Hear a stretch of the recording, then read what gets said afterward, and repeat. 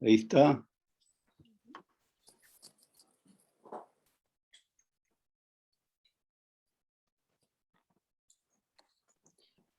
Buenas tardes a todas y a todos quienes nos están acompañando hoy día en nuestra última sesión de este ciclo que hicimos en conmemoración del artista chileno Roberto Mata.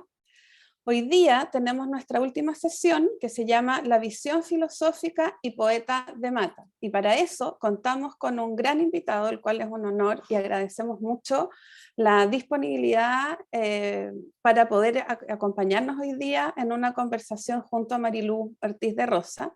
Y les estoy hablando de Eduardo Carrasco, filósofo, músico, compositor, escritor y director fundador del grupo Quilapayún. Después Marilú va a dar mucho más antecedentes biográficos acerca de Eduardo. Y por supuesto, contamos como en casi todo este ciclo con la presencia de Marilú Ortiz de Rosa, quien es doctora en letras en la Universidad de la Sorbonne Nouvelle de París, Francia.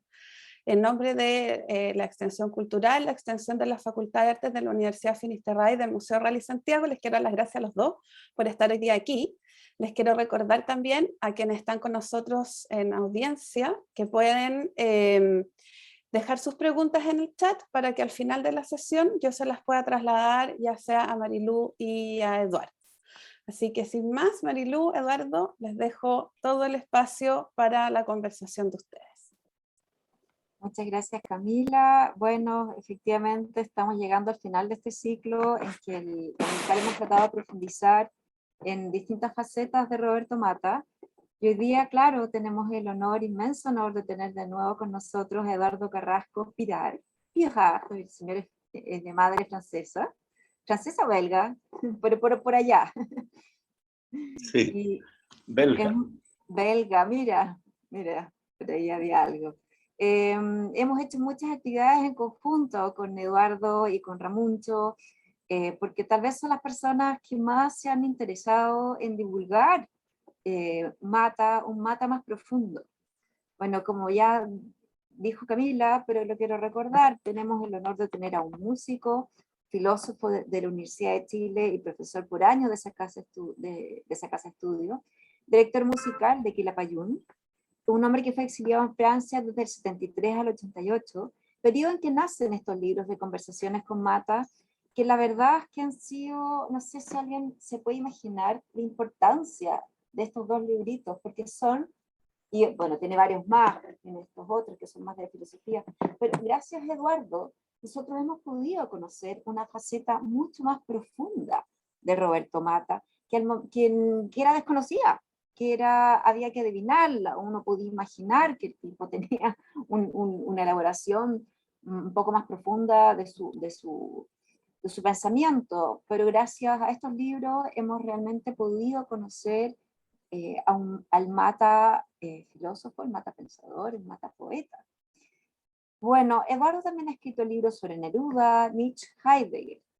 Ahora, debo recordar que esta obra sobre Mata estuvo agotada por años. La verdad es que estos dos libros, conseguirlos fue una odisea. No sé si alguna vez te conté, Eduardo, que tuve que hacerme amiga, casi coimear un librero de libros antiguos por ahí por Las Tarrias, hace unos 10, 15 años cuando los conseguí, para que me los encontrara. Fue todo un operativo. Bueno, afortunadamente fueron reeditados en el 2011. Una universidad se preocupó, y la verdad es que de nuevo agradecer el rol de las universidades, que lo reeditaron con aumentado y corregido. Claro. Fue para el centenario Mata, fue en el 2011. Así que muy interesante, la verdad es que son libros fascinantes. Pero vamos a partir por el comienzo, con Eduardo, preguntarle simplemente, es que hay una anécdota tan entretenida. Vamos a ver hasta dónde podemos llegar, porque esta conversación podría durar todo el día, pero tenemos un tiempo limitado. Quiero saber primero cómo conociste a Mata y por qué te interesaste en su obra. Bueno, yo conocí a Mata en una reunión de intelectuales y artistas chilenos, de este tipo de reuniones que se hacían durante la época del exilio en distintas partes y que reunían a intelectuales, artistas, y que se discutía sobre el aporte que se podía hacer a la lucha por la democracia. Y bueno, eran interesantes porque eran acompañadas por exposiciones, especies de seminarios que se hacían sobre la cultura chilena, en fin, era bien interesante. Y esta reunión donde conocí a Mata tuvo lugar en Toruń, en Polonia. Y bueno, ahí llegamos. Yo no tenía idea de Mata, lo había visto algunos de sus cuadros en el Museo de Bellas Artes, que me habían entusiasmado mucho porque había descubierto una cosa muy rara, que era como un movimiento perpetuo, ¿entiendes? Como una especie como de máquina de un movimiento que se alimentaba a sí mismo y que siempre estaba funcionando, y unas cosas así como huevitos que flotaban, una cosa muy curiosa. Y a mí me había interesado sobre todo esa energía del movimiento perpetuo. Y eso era lo que yo conocía de Mata, no sabía, ni siquiera sabía que era chileno. Y después, bueno, vi cuadros de él en el Pompidou, cuando se armó esta exposición de arte contemporáneo, y ahí había 2 o 3 cuadros de Mata. Pero no le había prestado atención. Y lo interesante para mí, lo que me hizo, digamos, me llamó la atención de Mata, fue que de repente estábamos todos en esta cosa que era muy seria, con Volodya Teitelbaum, en fin, gente que tenía todo un discurso muy pesado sobre la cultura y eso. De repente llegó Mata, un poco divertido así, porque llegó en bicicleta, no sé de dónde había sacado esa bicicleta, en Toruń, y venía con esas cosas que se ponen en los pantalones para que no se enredara la pastilla de los pantalones en la cadena de la bicicleta, como los maestros, así, una cosa así. Y se puso a dar vueltas en el gran patio donde estábamos todos ahí. Y bueno, todo el mundo lo celebraba. Y ahí empezó una cosa muy fiestera, así divertida, con muchas intervenciones de él, así que eran como payasadas, pero de repente yo me empecé a dar cuenta que, y sobre todo en el discurso que él hizo en esa ocasión, que detrás de todo ese payaseo había una cosa más profunda que me interesó inmediatamente. Y por eso, cuando terminó la reunión, me acerqué a Mata y empezamos a conversar, y se dio una cosa bien peculiar, así bien especial, que es como esas afinidades que de repente se producen con, por ejemplo, me acuerdo en el colegio, de repente uno descubría un amigo y con el cual empezaba a conversar y no paraba de conversar porque, qué sé yo, había muchos intereses comunes, un espíritu común. Y con Mata yo sentí inmediatamente ese enganche, digamos, muy fuerte. Y empezamos a conversar. De hecho, lo acompañé. Había un gran parque que había que atravesar para llegar hasta el hotel donde estábamos hospedados.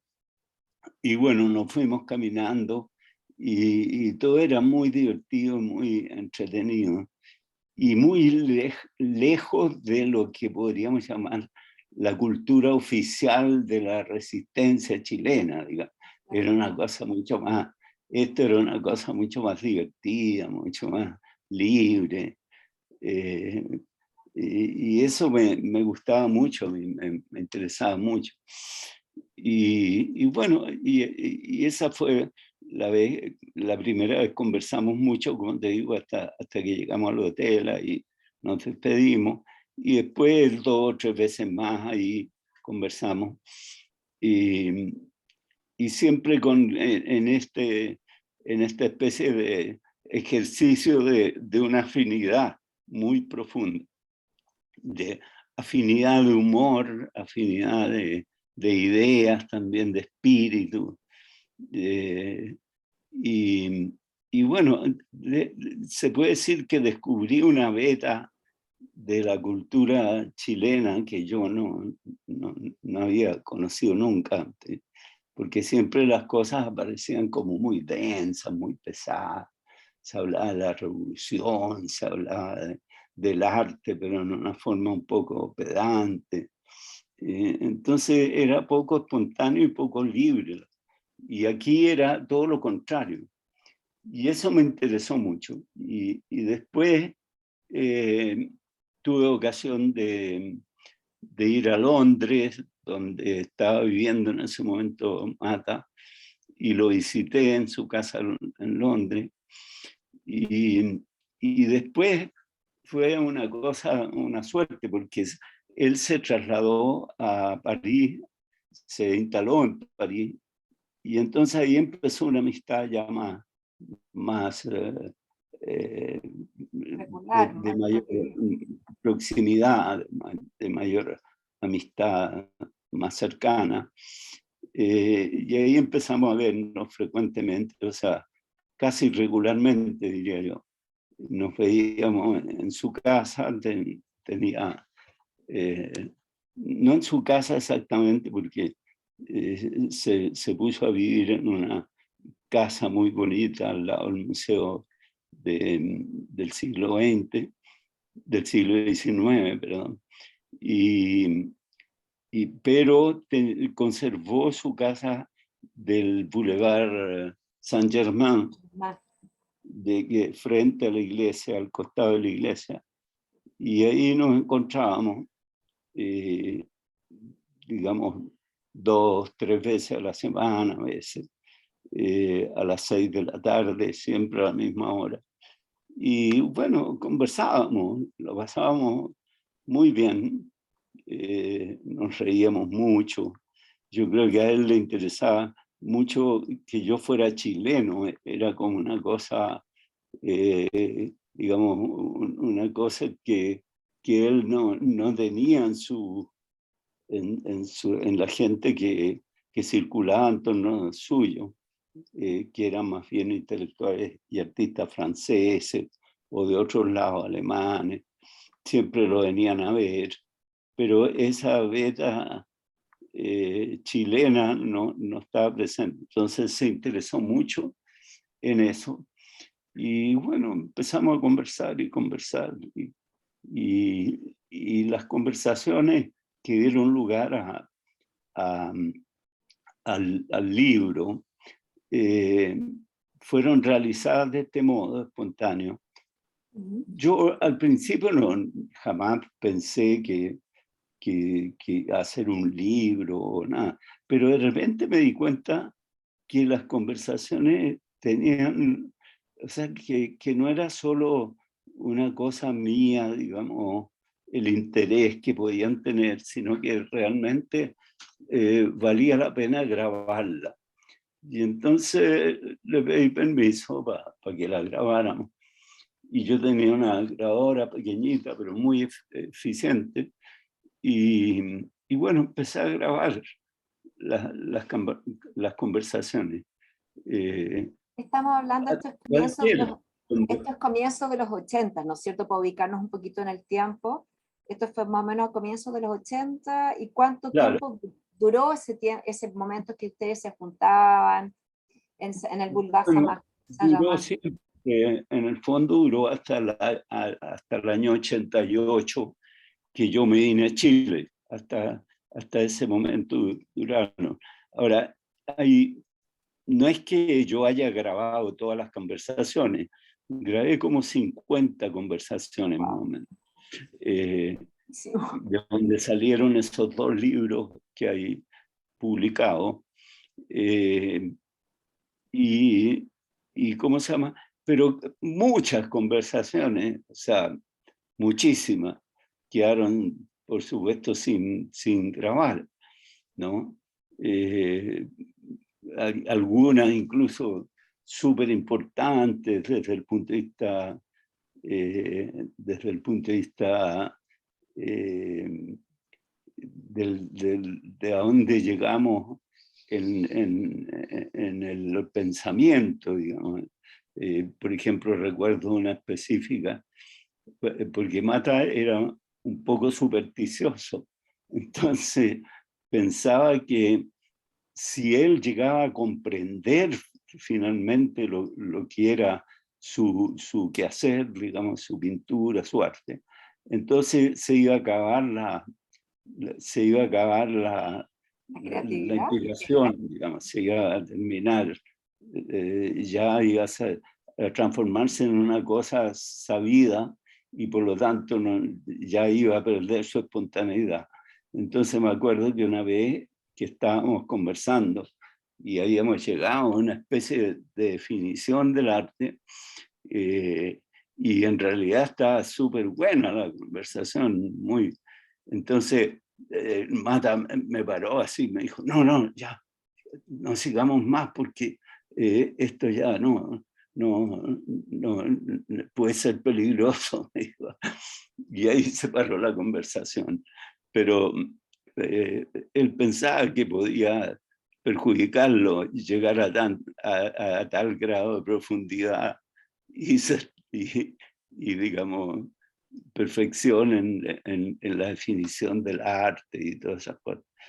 Pero porque yo en esa época me interesaba mucho qué es el arte, saber, ¿no? En qué estábamos, ¿no? Él, por supuesto, en qué estaba él, por qué hay arte. Y entonces eso era lo que llevaba mi interés, digamos. También eso está presente en los libros, El libro está sumamente presente. esa curiosidad. Ahora, él siempre decía que en realidad lo que a él le interesaba no era pintar, sino que él no es realmente un pintor. Siempre dice eso, sino que a él le interesa dar a conocer lo que piensa. Para él, en ese sentido, tus libros deben haber sido muy importantes para él. Claro, lo que pasa, sí, eran importantes, yo creo, pero lo que pasa es que Mata, claro, él hacía esa diferencia entre pintar, entre comillas, o sea, que era como terminar las cosas así, como esos cuadros de Dalí, que son como renacentistas, así, o esos cuadros magníficos de Leonardo, donde hay un oficio fantástico de conocimiento de los colores y de reproducción de cada pequeño detalle del cuerpo humano o del brillo sobre las cosas, en fin. Todas esas cosas él las llamaba pintar, entre comillas. O sea, eso era pintar, el oficio. Ahora, eso él decía que no era, aunque yo he visto cuadros donde hay un trabajo muy minucioso, ¿ya? Incluso algunos cuadros que existen en Chile son cuadros muy terminados, muy elaborados, ¿no? Contrariamente a la mayoría de los cuadros que son como así, hechos como con mucha espontaneidad y algunos incluso abandonados como sin terminar, como que no importaba tanto eso. Pero él hacía esa diferencia y lo que él trataba de hacer, digamos, como entendía el arte, que es curiosamente como una representación, porque Mata siempre estuvo buscando representar, ¿no? O sea, nunca renunció a ese impulso, digamos, que guía la historia la pintura desde los comienzos, desde los bisontes de Altamira, en fin, siempre hay ese instante como de representar, de buscar cómo a través de una cosa que se hace sobre una tela o sobre lo que sea, un muro, etcétera, se puede reconocer algo de la realidad, del mundo, ¿ya? ¿Y qué es lo que pasa? Que Mata pensaba que lo que había hecho la pintura a lo largo de todas las épocas, digamos, barroco, renacimiento, en fin, todas, incluso arte antiguo, clásico, siempre había sido una representación de ciertos aspectos de la realidad, pero que de ninguna manera digamos, habían clausurado esa propuesta, ¿te fijas? Esa tarea, y quedaban muchísimas cosas, y tal vez las más importantes, sin representar. Entonces, cuando él comienza a pintar, intenta representar lo que él llamaba las morfologías psicológicas, ¿entiendes? Porque claro, la psicología no tiene representación, ¿te fijas? O tiene una representación muy, muy elemental que no coincide con la cosa. Entonces, por ejemplo, la pena, la alegría, el aburrimiento, la duda, etc. Todas esas cosas no tienen representación. O sea, una manzana tiene representación. Cualquiera puede hacer el dibujito de la manzana como la firma Apple, ¿entiendes tú? Esa imagen que es como absolutamente ya instalada en la cabeza de todo el mundo. Pero si uno dice duda, la duda, ¿cómo es la duda? ¿Cómo se representa? Entonces no tiene representación, ¿entiendes? Y lo que buscaba Mata es la representación de esas cosas que no tienen representación. Y durante mucho tiempo, o sea, prácticamente toda la primera parte de su obra, los dibujos, todas esas cosas que hacen en los años 40 o a fines de los años 30, son como un intento de representar sentimientos, pasiones, etc. Ese tipo de cosas. Aunque antes hay una época más cubista, una época de inicio, digamos, que está representada por los cuadros que hizo en Chile y que se han ido perdiendo, digamos, hay muy poquito, pero evidentemente que ahí hay ya una dirección, un cierto estilo, ¿no? Que es un poco cubista, ¿no?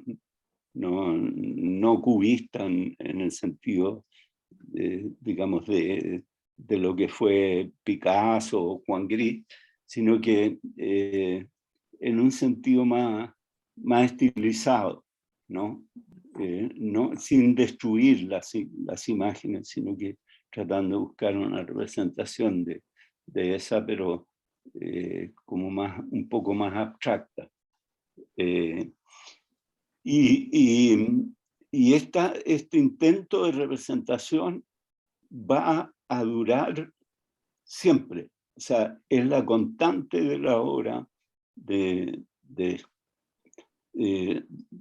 claro, y que va a pasar por muchas épocas, ¿no? Incluso en la época en que yo lo conocí, todavía estaba en eso también. Porque descubrió una cosa que a mi modo es extraordinaria, que se puede ver en el cuadro ese que está en en el Museo de Arte Moderno, que es, ¿cómo se llama? ¿Cómo se llama ese cuadro? El ego del espacio, el ego. Claro, esos cuadros. Y a los que pertenecen también unos cuadros chiquitos que están en el Museo de Bellas Artes, que no me acuerdo cómo se llama. Pero ahí empieza una cosa muy curiosa, que son estos cuadros que yo te decía, que eran como la representación del movimiento perpetuo. Empieza una cosa muy curiosa, que es que se empieza a entender que trabajando sobre la tela pueden aparecer cosas, ¿no es cierto? Pueden aparecer, digamos, representaciones de cosas que no tienen representación y que no la tienen porque son mucho más complejas que la mera psicología, ¿entiendes? O sea, de la psicología se pasa a una cosa que podría ser religiosa o podría ser metafísica, ¿ah? Como un cuadro que es muy extraordinario, que tenía, ¿cómo se llama? Arturo Prat, un cuadro que se llamaba El prisionero de la luz, que es una de las primeras versiones de esa idea, digamos, del prisionero de la luz. Entonces empiezan a aparecer personajes y empiezan a aparecer aspectos del mundo que no tienen o que no tenían representación y que ahora la tienen, ¿no? Y es muy curioso. Sí, me da la impresión también, Eduardo, que pasa que también un poco, hay un momento en que él realmente adquiere un compromiso político y que también la política va a ser muy importante en su cuadro, como después lo será las representaciones del cosmos. ¿Te parece eso también a ti o no? Claro, lo que pasa es que esos cuadros políticos como Le Rosembel o tantos otros, digamos, que vinieron después, son como, sí, se puede decirse que son políticos, pero en un sentido muy, muy sofisticado, ¿no? No es que sean, digamos, como una especie de realismo socialista, donde se trata de mostrar, no sé, la fuerza, la clase obrera o cosas así, o incluso temas como la solidaridad humana o cosas. Más bien, y esto es muy interesante porque más bien lo que aparece en los cuadros son como el conflicto entre fuerzas que pueden ser técnicas, fuerzas que podríamos llamar las fuerzas de la violencia, ¿ya? Las fuerzas de la violencia en contra de las personas o seres que son frente a esta fuerza, son como desvalidos, ¿entiendes? Entonces ese conflicto, que es un conflicto de fuerza, es el que aparece en esos cuadros. Si tú ves, por ejemplo, Le Rosembel o otros cuadros, vas a ver, hay cuadros que se refieren al fascismo, a la guerra de España, así. Claro, Guerra de Argelia, montones, tiene claro, varios exacto. temas, sí, porque son como Pero siempre van a aparecer esos tótem, unos tótem que están así como obligando a la gente o a otras entidades que hay ahí que representan multitudes o que representan al ser humano común, digamos, o la humanidad genérica. Quiero mostrar el cuadro que has mencionado. Quiero mostrar este cuadro que tú has mencionado varias veces, Le Roses sont belles, que está acá. Claro. Que, Sí, claro, pues te fijas que están ahí claramente mostradas, digamos, estas fuerzas del orden, pero del orden patriárquico, violento, que somete a las personas, y las otras fuerzas que son como las víctimas de eso. Entonces, él siempre está jugando. Cuando hablamos hay dos cosas interesantes, y es que esas cosas aparecen, no están prepensadas en la cabeza de Mata para después trasladarlas a la tela, sino que son cosas que aparecen en el proceso de pintar. Y eso es lo que hizo que Mata tuviera problemas, digamos, que se sintiera como que nunca había sido comprendido por la escuela de Estados Unidos, digamos, de los pintores americanos, de la action painting, que ellos tomaron la idea de Mata, de la búsqueda, de la representación, y transformaron la cosa en otra cosa que a Mata no le interesaba, que era, digamos, una pintura que era pura acción, que era puro se quedaron en el gesto sin contenido. Proceso de pintar, pero sin que en eso aparezca nada, sino que aparezca la obra, ¿no? La pintura como tal. Bueno, esa es una vía que encontraron esos pintores. Pero a Mata eso no le interesó, y como él había sido como el impulsor de todo este movimiento, se sintió un poco, no sé si traicionado es la palabra, pero decepcionado, ¿no? Sí. Con estos discípulos que se habían ido para otro lado. Y él, en cambio, lo que le interesaba era la representación. Entonces, si él se lanzaba en esta búsqueda en la tela, ¿no? A partir de manchas y cosas a lo que necesitaba llegar era a algo, digamos, figurado en eso, que no era figurado porque hubiera una idea anterior. Te fijas tú, como cuando tú tienes la idea anterior de lo que es una manzana y la trasladas a la tela y haces la figurita de Apple. No por eso, sino que una cosa que se va a descubrir en el proceso de pintar. Entonces hay Mata diciendo: yo veo mundos en las manchas.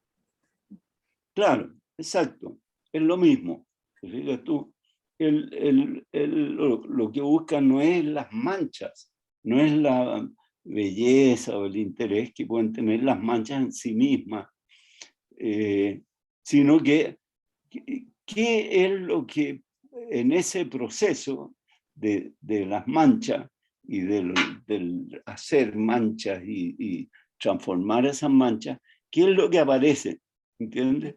Y lo que aparece es espontáneo, no es buscado, ¿entiendes? Por eso cuando se dice pintura política, es una pintura muy especial, porque en general la pintura política tiene un propósito que es pintar la libertad, etc. Pero aquí, en cambio, eso es lo que se encuentra, ¿entiendes? Cuando uno se pone a pintar espontáneamente, de repente aparecen esas cosas. Ahora, ¿por qué aparecen? Claro, está detrás el pintor, sus ideas, qué sé yo, pero todo eso está operando en la espontaneidad, no está operando, claro. Y ahí entonces es, a mi modo de ver, esa esa actitud, digamos, frente a la obra, es lo que va a hacer posible cada vez una aproximación mayor hacia cosas que son metafísicas, que no son reales, ¿te fijas? Pero son metafísicas. Por ejemplo, ese cuadro, El prisionero de la luz, que te hablo, el chileno, digamos, el que era de su amigo Arturo Prat, el médico. Ese que es un cuadro que Mata le regaló en un momento. Y que es uno de una época, no sé, de ser de los 40, de inicio de los 40. Entonces ahí tú ves una cosa muy oscura, ¿no? Como una especie de cielo, y de repente hay una entidad, un ser, ¿no es cierto?, que está como flotando con tres como diamantes, ¿no es cierto?, que son como imágenes como simbólicas, ¿entiendes? Que tienen una serie te hacen evocar una serie de cosas curiosas, porque en el fondo lo que se reproduce ahí es algo muy parecido a esos cielos del Greco, ¿no? Una cosa que uno podría decir tiene un trasfondo religioso, no religioso en el sentido de la beatería, ¿entiendes? Sino que religioso en el sentido de como una especie de aparición de un mundo invisible, como hacerse visible como un mensaje del otro mundo, una cosa así, ¿entiendes? Y eso es muy curioso como experiencia, ¿no? Porque no es una experiencia religiosa dogmática, sino que una experiencia que claro, que en el fondo es lo que está en el trasfondo de la religiosidad, ¿no? Buscando como el Lo más allá. sagrado, lo sagrado. Exacto. Eso es. Por eso quería mostrar este cuadro que se llama Burn, Baby Burn, que hoy día está en el LACMA, Sí, en el pero ese se refiere a los bombardeos en de Vietnam, a la Vietnam. guerra de Vietnam. Sí, Y eso es claro, que es un tema muy interesante, cómo él a través de estas representaciones que parecen del cosmos, en realidad, él utiliza mucho la claro, metáfora de la revolución en el cosmos, porque para él la astronomía era revolucionaria, y lo aplica a ideas. Por eso es tan interesante lo que tú nos puedes aportar, porque efectivamente uno entiende ahora el cuadro, si uno sabe que está dedicado a la guerra de Vietnam, uno se lo acerca lo más que puede. El cuadro es muy, muy grande, tiene como más de 7 metros de largo. Uno entiende mucho más claro. estas figuras que aluden a explosiones. A eso es lo que yo me refiero, entre comillas, como un cuadro político, en que en realidad a través de estas representaciones nos lleva a situaciones que son, Claro. que son hechos. Sí, está Eso lo también lo político, abordas en tu libro. claro. Está lo político, pero en un sentido muy sofisticado, no, No, no en una forma obvia. Y como te digo, lo importante es que para Mata el arte era un descubrimiento. O sea, el primero que se sorprendía sí. era él. Y era muy divertido cómo operaba esto. Yo lo vi pintar muchas veces, porque a veces conversábamos mientras él, no mientras, sino que conversábamos ponte tú, estábamos en el taller con un cuadro pegado en el muro en su casa de cerca del museo, digamos. Y tenía una gran sala llena de cuadros pegados que eran los cuadros en los que estaba trabajando. Y ahí nos sentábamos en unos sillones muy cómodos y conversábamos y nos reíamos. Y de repente yo veía que Mata así miraba como de reojo uno de los cuadros que estaba ahí colgado y seguía la conversación y después volvía a mirar así con una cierta atención, pero desviaba la mirada para otro lado y nuevamente miraba. Y de repente se levantaba, ¿no?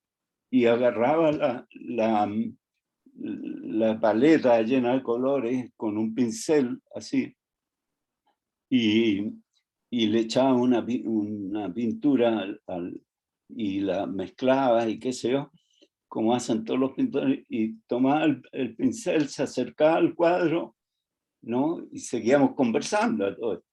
Entonces se acercaba al cuadro y hacía una rayita como blanca así en medio del cuadro.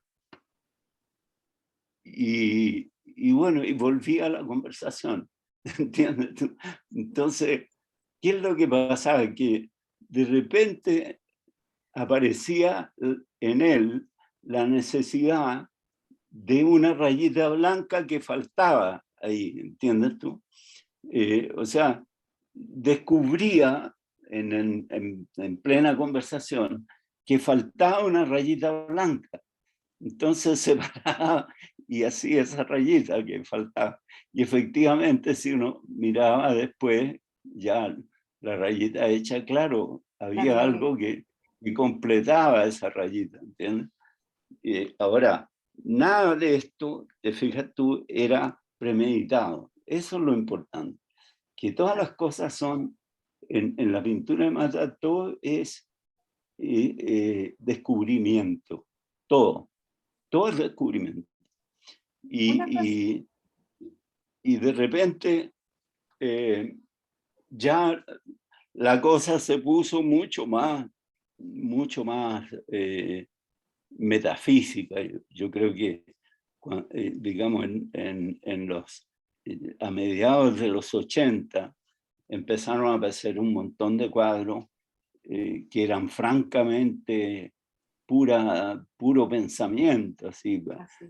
Recuerdo uno que a mí me impresionó porque vi cuando lo estaba pintando también, pero en Tarquinia.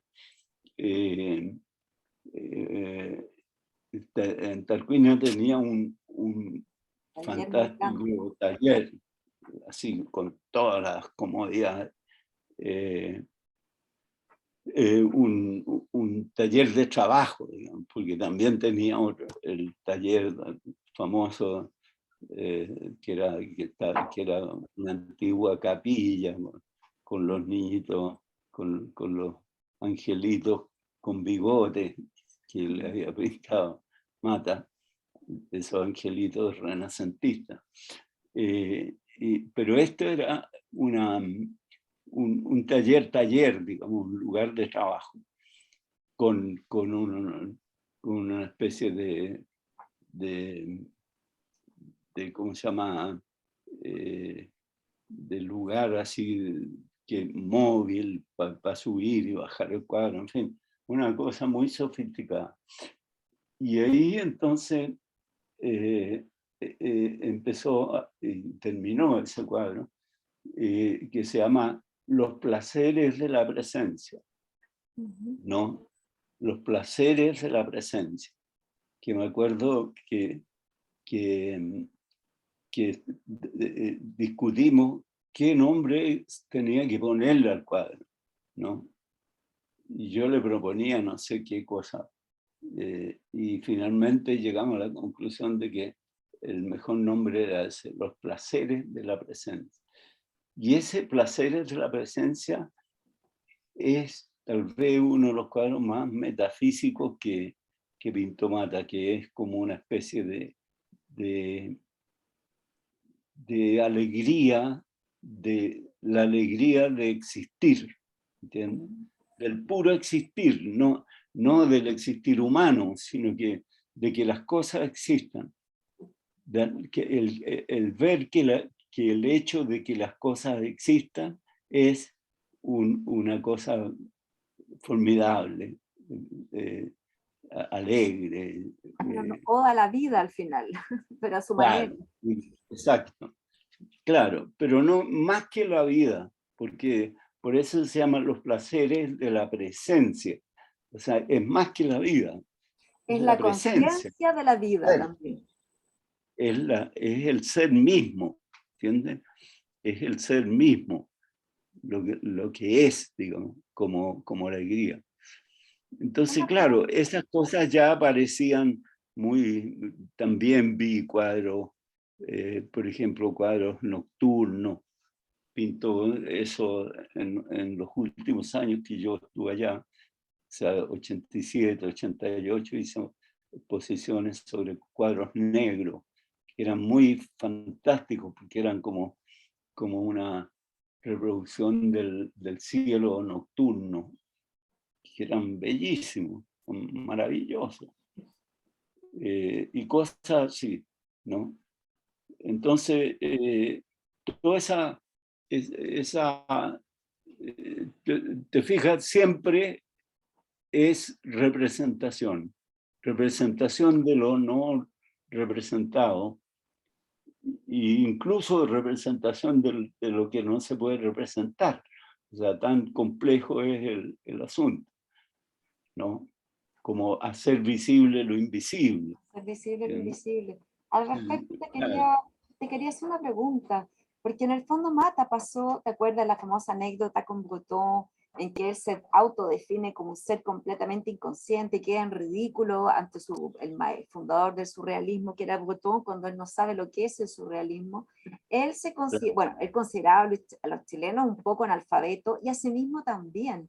Se trataba con mucha liviandad, que es la palabra que ocupas tú en tu libro, eres menos cruel que él mismo. Sin embargo, pasó a ser un tipo que se formó bastante.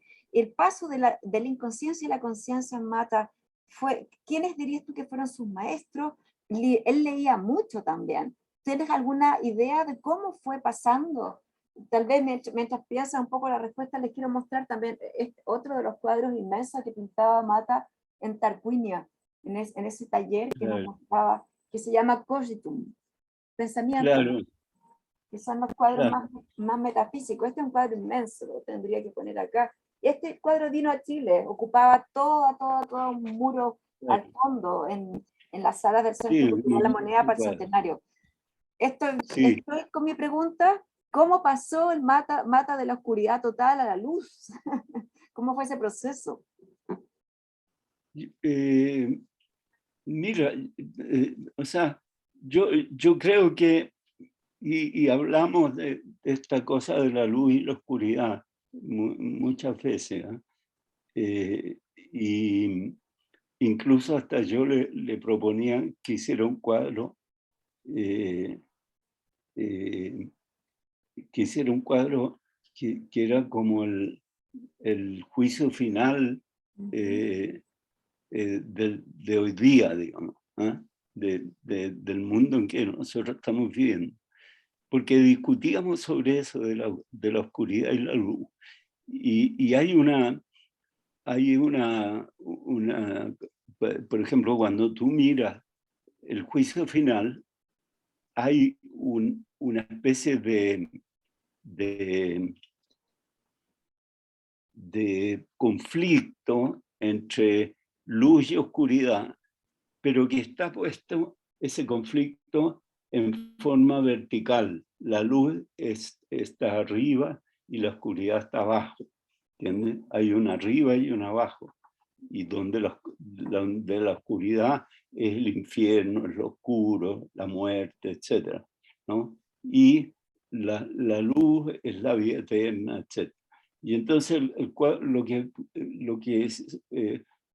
pintó Miguel Ángel es ese conflicto entendido en forma vertical, ¿ya? y hablábamos mucho sobre eso, cómo había que pintar ahora. Y por ejemplo, yo le proponía que hiciera un cuadro de la luz y la oscuridad, ¿no es cierto? Pero horizontal, que la pusiera en horizontal, ¿no? Porque lo que pensábamos es que, y esto es muy interesante la idea, ¿no?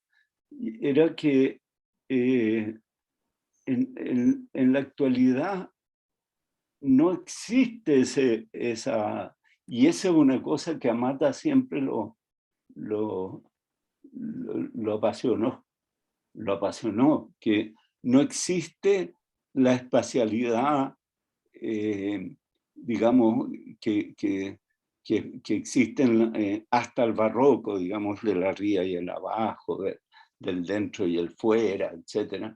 No existe, se perdió, ¿entiendes? Porque con la muerte de Dios, digamos, con la desaparición de todas esas cosas, se llega a una geometría, por así decirlo, o una espacialidad que no tiene un punto fijo de referencia. Entonces, en muchos cuadros de Mata tú vas a encontrar que hay muchos puntos de referencia, ¿entiendes? O sea, que es como una multiplicación, claro, es como una multiplicación de puntos de referencia, ¿ya? Como si hay una idea, esta idea de que el mundo es como una esfera, pero el punto central de esa esfera está en cualquier parte, ¿entiendes? Está en cualquier parte, o sea, no está en una parte definida y todo se ordena en torno a ello, sino que está en cualquier parte, ¿ya?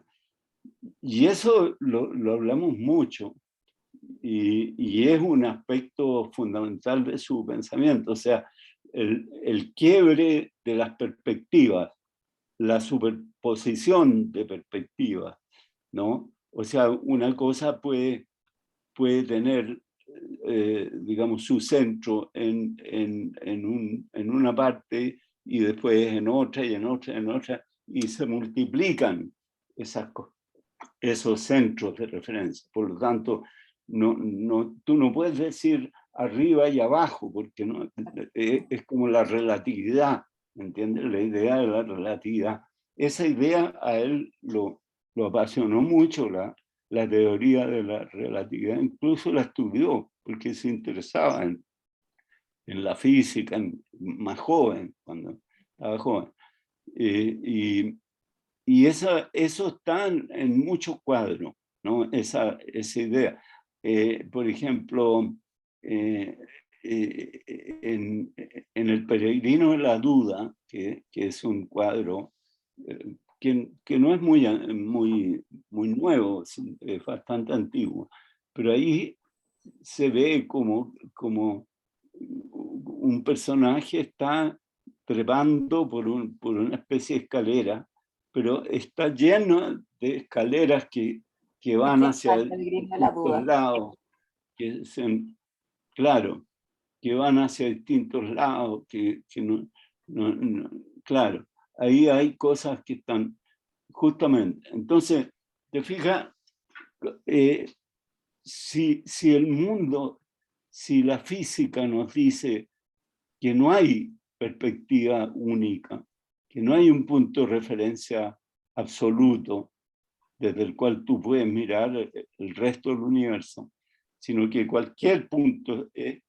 Entonces, ¿cómo representas eso? Que fíjate, es una cosa que a Mata le interesaba. Y esto de la luz y la oscuridad también tiene lo mismo, claro. Este cuadro se llama Ilumina el tiempo. Efectivamente, es exactamente lo que tú estás diciendo. En el fondo son múltiples fuentes de luz. O sea, acá no hay como una sola verdad, hay muchas fuentes de luz que se extienden por todos lados. y que corresponde también a un hombre bastante autodidacta en su formación también. También tuvo muchos maestros y finalmente estuvo en muchas corrientes, tanto políticas, partidos, movimientos surrealistas, pero los trascendió todos. ¿Tú lo ves así Sí, también? sí, yo lo veo así también. O sea, porque Mata fue un artista 100%. O sea, él, digamos, la respuesta que él buscó a todos esos problemas, la buscó en su pintura, la buscó en el arte. Y en cierto modo la encontró en el arte. Es ahí donde está esa respuesta. No podemos nosotros imaginar, aunque Mata tomó posturas políticas, fue partidario de Allende, se acercó mucho a la Revolución Cubana en muchas ocasiones, pero siempre manteniendo una distancia respecto de todas esas cosas. Por ejemplo, me contaba que él, en un momento en que se había producido el gran lío con un poeta cubano, Padilla, ¿no? Que había habido como una tremenda discusión que trascendió Cuba porque fue una cosa grave. Se hizo una especie de congreso de la cultura en Cuba al cual él fue invitado, y él hizo una intervención que se llamaba La Guerrilla Interior, que La era una guerrilla interior, idea. ¿nos quieres explicar mejor ese concepto, Eduardo? ¿Cómo lo veía Claro, Mata? claro, la guerrilla interior era la idea de que tú tienes que derrotar, digamos, al enemigo exterior. En el caso de los chilenos, en esa época era Pinochet, ¿no? Pero no sirve cuando tú derrotas a ese enemigo exterior y no derrotas a los Pinochet interiores que tú tienes en la cabeza, que son el machismo, ¿entiendes tú? La discriminación, el racismo, nacionalismo, etcétera. Todas esas cosas que son como claro, tú puedes derrotar a Pinochet, pero si tú llevas dentro muchos Pinochets chicos así que dominan tu acción, entonces no se saca nada con eso. Entonces él planteó ahí, imagínate a todos los cubanos, les planteó que había que hacer la guerrilla interior, ¿entiendes? La guerrilla interior era combatir a los Pinochet interiores, a los enemigos interiores. Y esa era una idea bastante profunda. ¿Cómo fue Pero recibida esa idea? eso es lo que te quiero explicar. Que era una idea bastante profunda, pero como Mata decía todas estas cosas como payaseos y cosas divertidas, y las llenaba con palabras así imaginativas y cosas. Bueno, esto lo escucharon con mucha atención, pero estos tipos, imagínate los dirigentes y todo esto, no tomaban en serio eso. Pensaban que era, claro, estas son las locuras de Mata, qué divertido esto que propone, pero... Y de hecho, lo que me contaba Mata es que en otras ocasiones donde fue después de que hizo esta intervención, cuando se encontraba con esos dirigentes cubanos, siempre le preguntaban, ¿y Mata, cómo está la guerrilla interior? O sea, se reían de esa cosa, lo tomaban a broma, creían que era un chiste. Y no era nada un chiste, era una cosa fundamental, que si si los cubanos hubieran escuchado eso con mayor atención, probablemente no habrían tenido los problemas que están teniendo, por ejemplo, en estos días, te fijas tú, de mucha gente descontenta y qué sé yo. Porque, claro, no basta con hacer una revolución económica, ¿entiendes? Tú tienes que hacer un cambio muy profundo en la cabeza de las personas. Y eso está en la pintura también de Mata. O sea, por eso veía él el arte como una cosa revolucionaria en sí misma, que no necesitaba, un artista no necesita agarrar un fusil y irse al monte a combatir, digamos, no necesita ir a la guerrilla, porque el arte mismo tiene un poder de transformación en la medida en que tú descubres otros aspectos nuevos de la vida, de la realidad, descubres ese mundo, esos mundos que están como esperando que revelarse. Bueno, cambias tú el mundo y lo cambias quizás más que cuando haces cambios exteriores nomás, que son puramente materiales, ¿no? Mata dice una frase que es muy buena, dice, el arte es, ¿cómo dice? Algo así como que es la herramienta para realizar los sueños, una cosa así. Es una idea. A propósito, Claro. muy linda la idea. La verdad es que Mata era muy poético y tenía, efectivamente, ojalá hubiera creído más en su propio pensamiento poético y filosófico, porque tal como tú haces ver en su libro, lo trataba con mucha liviandad, pero había contenido muy profundo.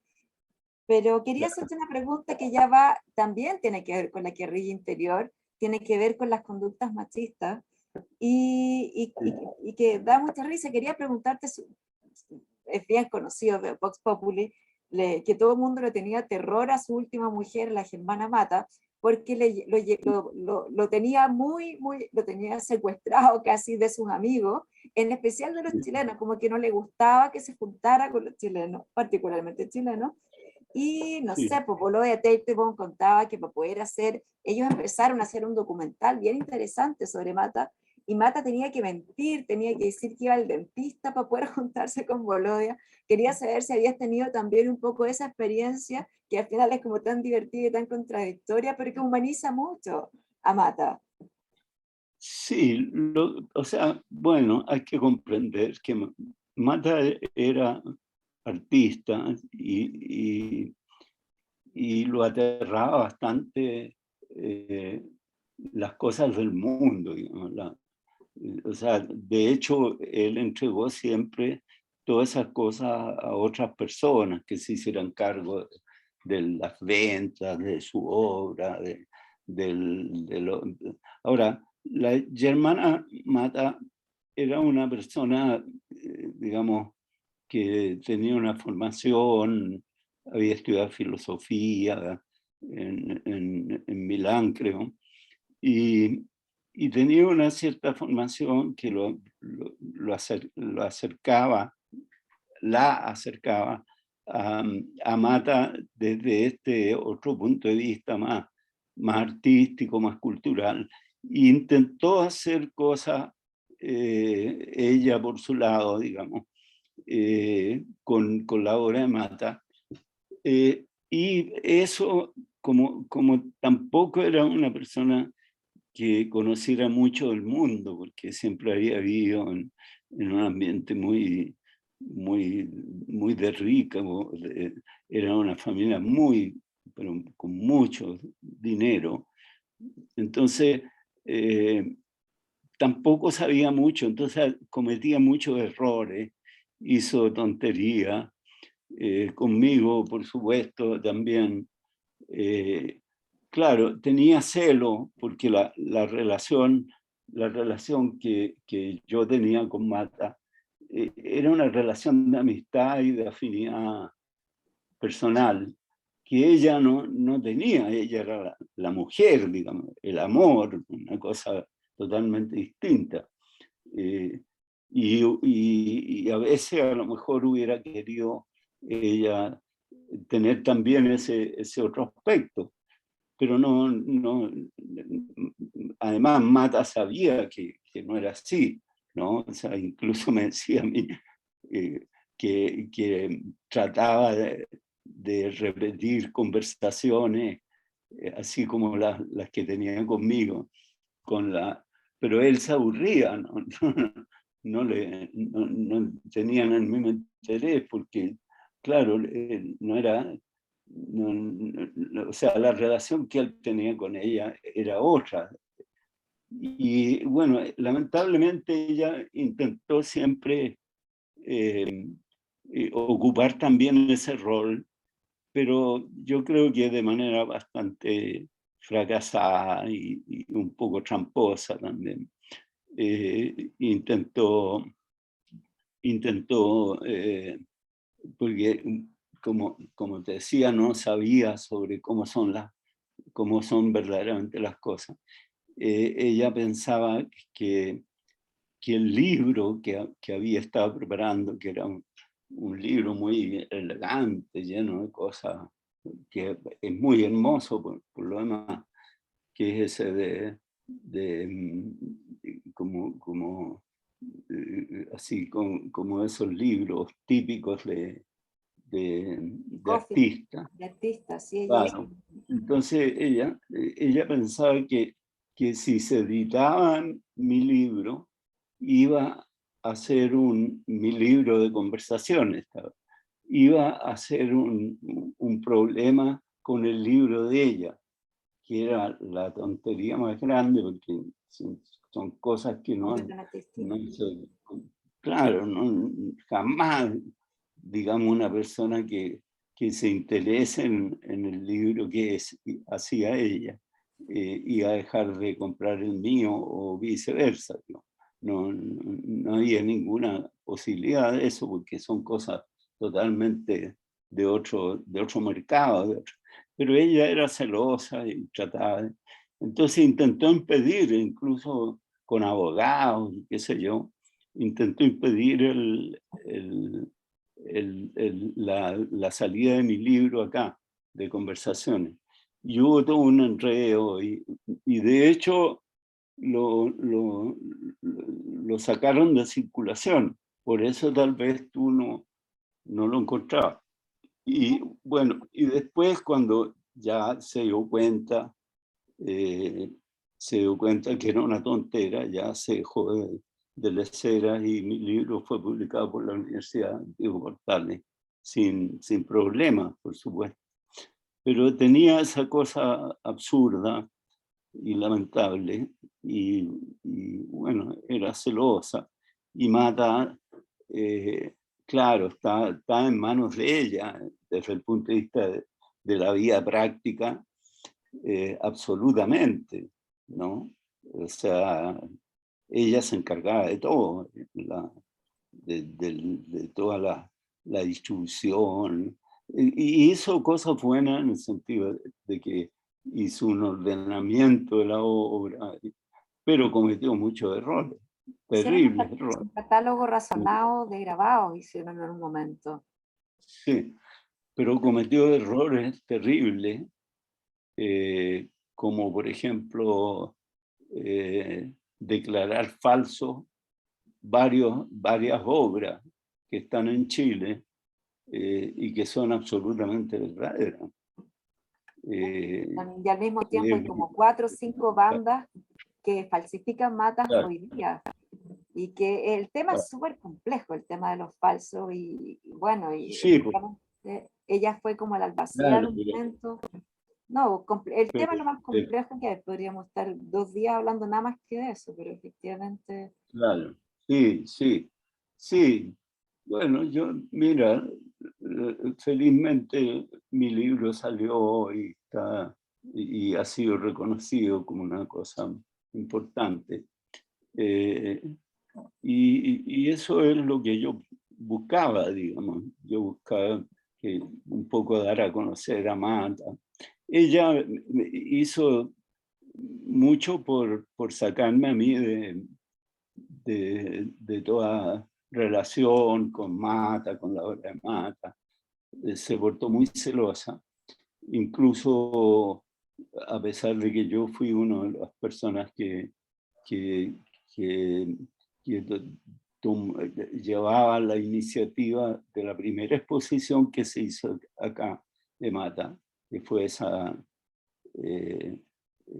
Mata 11 por 11 por 11, esa, la primera que se hizo en ¿cómo se llama? En el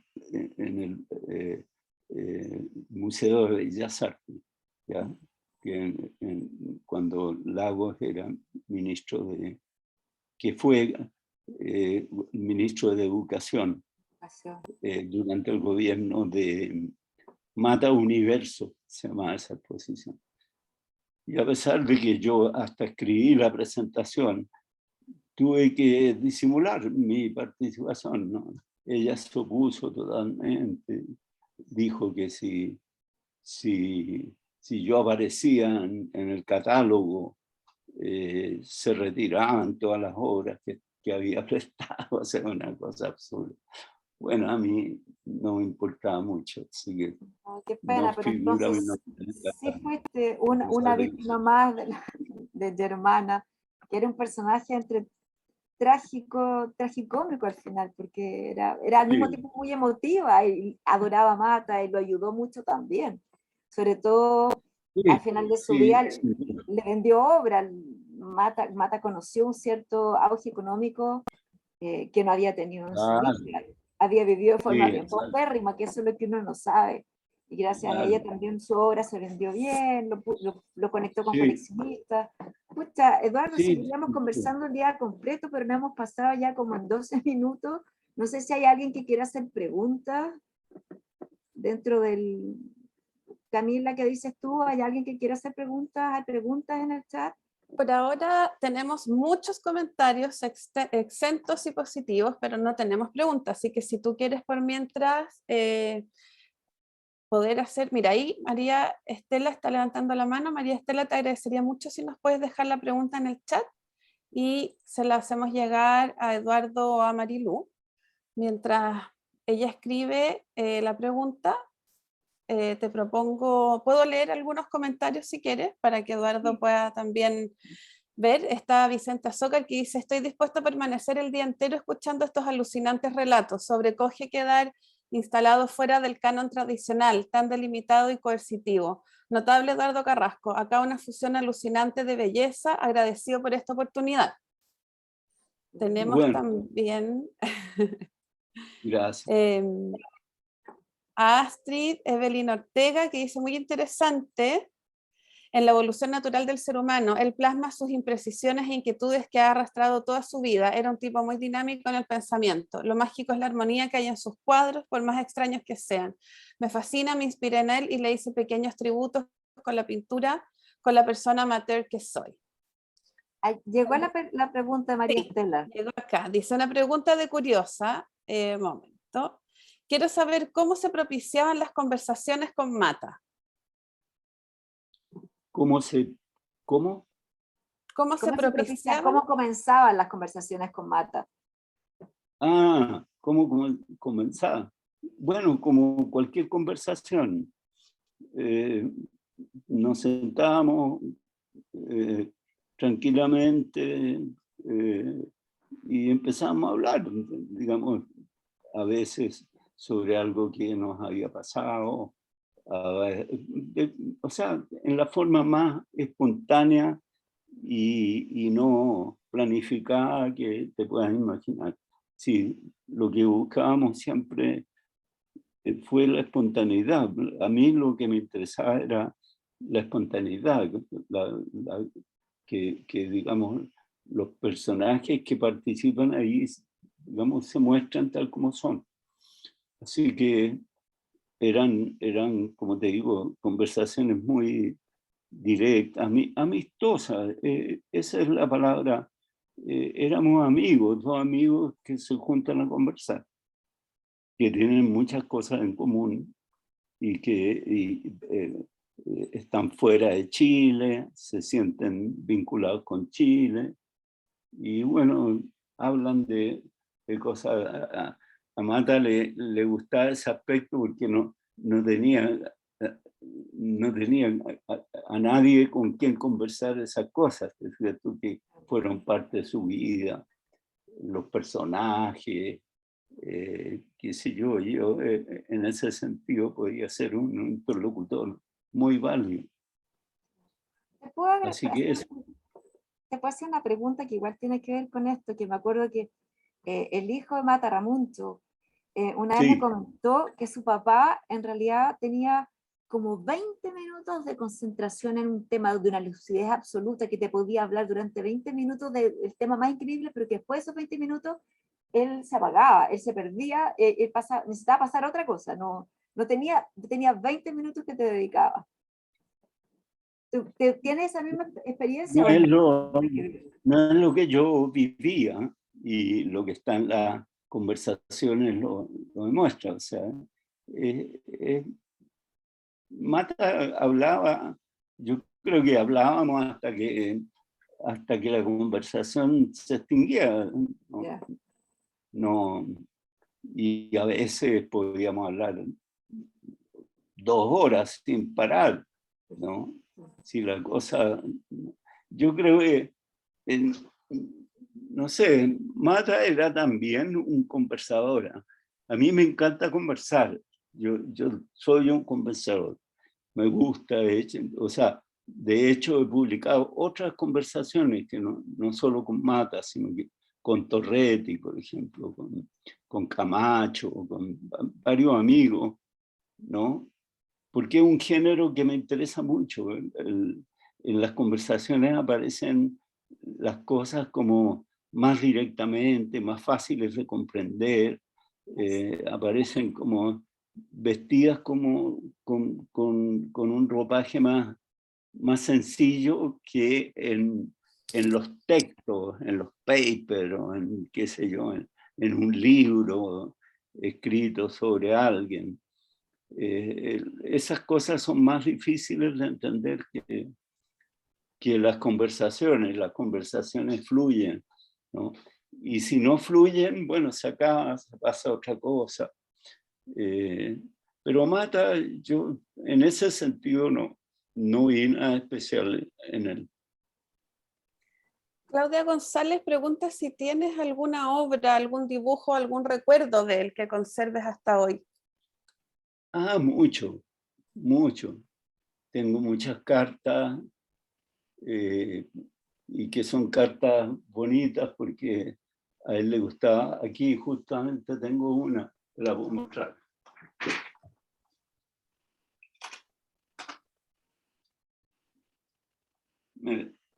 La tengo enmarcada porque es muy linda, es muy bonito lo que dice, pero te fijas que ahí tiene dibujo.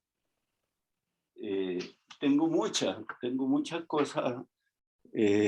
Tengo, como hicimos un trabajo para el Quijote, para las litografías del Quijote, me regaló ese libro, entonces las tengo muchas colgadas por ahí, en distintos lugares de mi casa. Ahí está muy presente Mata. Tengo dibujitos, cosas. Me hizo un dibujo del Quilapayún, porque también hay todo un aspecto en eso, ¿no? Hay varias canciones que tienen que ver con Mata, que son, por ejemplo, hay una canción que se llama El discurso de Mata, que es ese discurso del que les hablé yo al comienzo de la conversación en Torum, que yo lo transformé en una canción y está editada, es una canción bien buena. Durante mucho tiempo nosotros terminábamos nuestras presentaciones con el discurso de Mata. Y hay otras canciones también, hicimos juntos incluso una canción que se llama, ¿cómo se llama? No me acuerdo ahora. Pero bueno, hicimos un regalo que quería mandarle Mata a la de Santa María, a la dirigente de Cuba. Entonces hicimos una canción que grabamos con el Quilapayún y se la mandamos. Hicimos varias cosas. Tengo otra canción que hicimos, Los Destacagados, que también se hizo con el Quilapayún, y varias de esas, cuando Mata hizo su exposición en Barcelona, una gran exposición que hizo ahí, nosotros fuimos a la inauguración y cantamos esas canciones. Fue muy bonito eso. O sea, tenemos toda una historia además, en la gran presentación que hicimos nosotros en el Olympia de París en el año 85, en el estreno, digamos, porque fueron varios días que estuvimos ahí, en el día del estreno, Mata inauguró el concierto con una especie de discurso divertido que hizo ahí. Y en fin, muchas cosas. Está muy presente en mi vida Mata. Tenemos otra pregunta que es de Maricel Muñoz, que dice: hola, buenas tardes. Quería saber si es posible, ¿a qué conclusiones sobre la profundidad del arte estaban llegando aquella vez que Mata se puso supersticioso y pensaba que podía ser peligroso? Es decir, ¿a qué términos de reflexión llegaban sobre el arte? ¿Qué es el arte según esos momentos de conversación entre ustedes? Claro, mira, eso está en un capítulo de un libro, porque ahora, si te explico, ahora nos quedamos otra media hora por lo menos, pero está en un libro que se llama Nuevas Conversaciones con Mata, que está publicado por LOM. Y ahí hay una cosa que se llama, un capítulo que se llama Una teoría del arte. Y ahí está esa teoría a la que llegamos ese día. Cada capítulo del libro da Claro. para mucho, y pucha, nosotros la verdad que estaríamos todo el día contigo conversando, Eduardo, pero Sí. vamos, tenemos que ser prudentes con tu tiempo. Te agradecemos profundamente una vez más que hayas querido compartir esos recuerdos tan bonitos, esa amistad tan profunda, tan simple al mismo tiempo, y se nota que hay cariño, y se nota que eres amigo de tus amigos, y se nota que, bueno, también tú nos has mostrado lo que puede llegar a ser el arte de conversar, así como el arte de escribirse cartas. Y nos llevaste de vuelta a una época, a mí me dio como nostalgia, fíjate, me dio como una especie como de nostalgia de tiempos en que nos juntábamos a conversar, y hoy día esta conversación la hemos hecho online por las pantallas del computador. Y bueno, es lo que nos está tocando vivir. Mata ya lo vislumbraba el mundo de las pantallas, pero te agradecemos profundamente el tiempo que te diste con nosotros, así como agradecemos a la Universidad Finisterre y al Museo Rally por esta oportunidad. Así que muchísimas gracias a todos. No sé si la Camila quiere decir algo más para cerrar. Sí, yo le quiero dar las gracias, bueno, a ti Marilú, siempre por trabajar tan holgadamente en equipo, siempre logramos muy buenas actividades gracias a ti. Gracias al Museo Rally también, que en asociatividad con nosotros en la Universidad Finisterre podemos hacer estos ciclos de forma gratuita para todas y todas las personas que siempre nos acompañan. Y recordarles que todo este ciclo, así como los ciclos anteriores, están grabados y están alojados en la web de la facultad, donde pueden ir a visitar un gran repositorio que tenemos de entre charlas, conversaciones, ciclos, cursos, etc. Así que para dar fin a nuestro ciclo sobre Mata, les agradezco mucho, y Eduardo, volver a ti a agradecerte tu tiempo, tu disponibilidad, tu generosidad. Realmente nos vamos con el alma, el corazón y la cabeza completamente abrazados y estimulados. Así que eso, muchas gracias. Gracias a ti, a todos ustedes. Un abrazo. Un abrazo, sí. Muchas gracias.